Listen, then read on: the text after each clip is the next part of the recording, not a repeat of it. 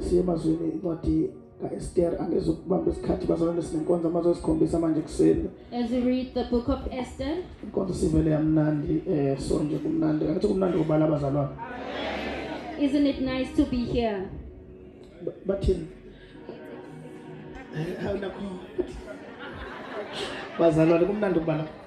Isn't it nice to be here? Kodwa abantu nje bahlezi nje bora yonke gibela taxi uthi ehlala ngisebhora kuba ngathi ngehla hamba ngenyawo uhamba ngenyawo kuba ngathi agibela unenkinga nje kunomoya ngizofunda manje ngizofunda incwadi mangisuke ngifunda incwadi bazalwane ngisuke ngizothi sidlula kule chapter siyala ngoba ngisuke ngifuna ukuhlanganisa indaba iyonke uNkulunkulu ukuthi ufuna ukuthini namhlanje angazokuba mude kakhulu ngizoba mfishane amen ngizoba ngoba ngimngaka nje amen. Zahlala nensimbi sikhala kamnandi. Let's do it all together. Kodwa nayo besineza ngane bengakusiza. Vele kwalisela. Khuleni kwakho nje mase kufundwa amazwi uyabhoreka. Bantu ngabongalaleli namhlanje uzuthi ukubule ngathini. Just listen to the word of God. Mhlawumbe kuye yonke into usuyenze yonke into ukholwa kodwa ugethe. Maybe you've done so much even as a Christian, but uyagethe ukulalela izwi. but you don't listen to the word. Abanye bakwenza konke uyakunikela uyafukuza ukhuthele wenza kodwa mase kufundiswa. Even if you offer and you do all the work, mhlawumbe uNkulunkulu kuza kuwe ngezwi. but you don't listen to the word, but it's what's looking for. Maybe you are somebody who should kodwa mhlawumbe ngafundwa kuphela bese uyezwa. maybe just being read and mhlawumbe ungalalela namhlanje. only if you listen today. Ngoba vele abashumayela yona uyabahlulela. Even though ubanga umhlaba ngamandla ezwi lakhe. God can hold the world with the power of His word. uNkulunkulu wadala umhlaba ngezwi. He creates, ulalele. but sitting and listening, abanye izinto zabo ngetsho ukuthi abanaleli. just not obeying. Bakwenza konke bayakhuluma bayasebenza bakhuthele kodwa abanaleli. They do all the things but do not obey. Kunazinto engathi kwenziwe ngikulalela. There are some things that is assisting us even outside. Because even as we worship, there are some people working. I'm not going through much, just to. I just want to mention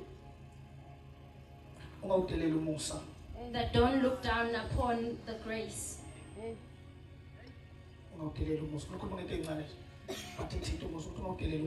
Don't look down upon the grace. Don't look down on grace.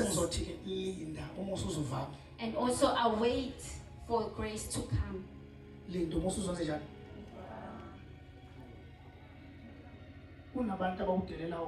There are people who look down on grace when they've already gotten it. And you who hasn't gotten it, sit and wait for it, because it's coming upon you.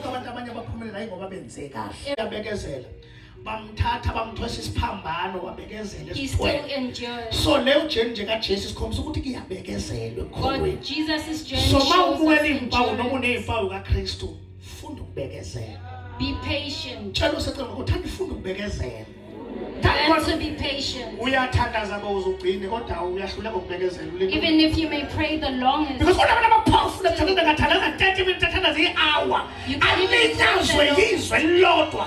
Uphele yonke into. Unaso to uyayibuzwa. Lomsana lobethandaza kangaka aphelele phamandla omthandaza. Aqedwe nje ukuthi usibani bani umhlebile. Nya. and you wonder why this brethren has Ba fallen. powerful kunabantu amandleni okwenza izinto kodwa bakwazi ukubekezela. People are powerful to make things happen and just because of being impatient. And were tempted to took the wrong thing because they're impatient. And it put them in a place where they never imagined. They are impatient.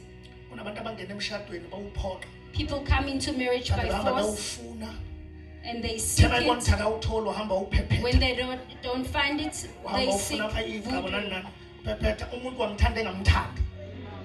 Uthema sengaphakathi emshadweni ukuthi masuthatha uJesu uhlangana nomuntu ekuthi uyadlala kanti ukhona ubaba ongapha uyayisheshisa lento. Although they'll tell you and discourage you that you should go see a seer, that it will be a faster process than being in the house of the Lord, just tell them that you will wait.